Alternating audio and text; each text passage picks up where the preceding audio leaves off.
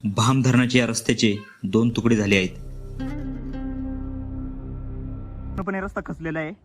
वरती साधारणतः 40 ते 50 कुटुंब राहतात. खाली धरण आहे. पर्यटन नगरी आमची इगतपुरी. आमच्या जागेवर धरणे बांधली. प्यायचं पाणी तर सोडा, आता घराकडे जायला रस्ता सुद्धा राहिला नाही.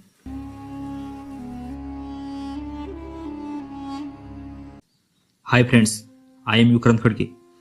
Welcome back to a new adventure in Igatpuri.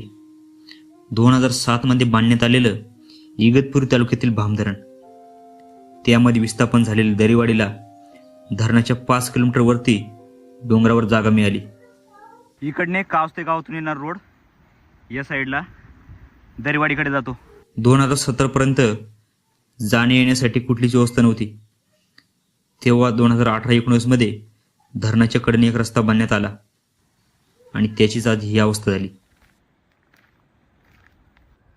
आपण जर या रस्त्याची लेअर बघितली तर वरचा डांबराचा थर बघा, हा इथून डांबराचा थर, इथवर खडी आणि इकडे दगड माती. अर्धा इंच सुद्धा डांबराचा थर नाही.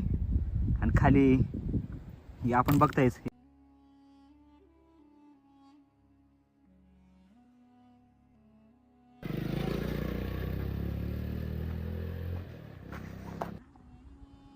इकडे आपण मागे बघतोय ह्या इगतपुरी तालुक्यातील भाम धरण, आणि याच धरणाच्या साईडने वरच्या दरेवाडीकडे जाणारा रस्ता इकडे बघा.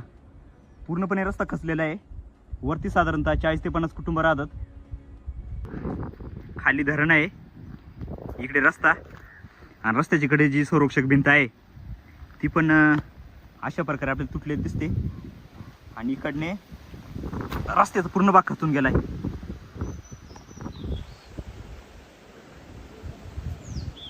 पूर्ण डोंगर खचून रस्त्यावर आलाय. हा खाली डांबर आहे, त्याच्यावर चिखलाचा थर आहे, आणि पुढच्या वर्षी अजून एक डांबराचा थर येईल नवीन. त्याच्यावर लेअर टेस्टिंग चालू आहे सध्या.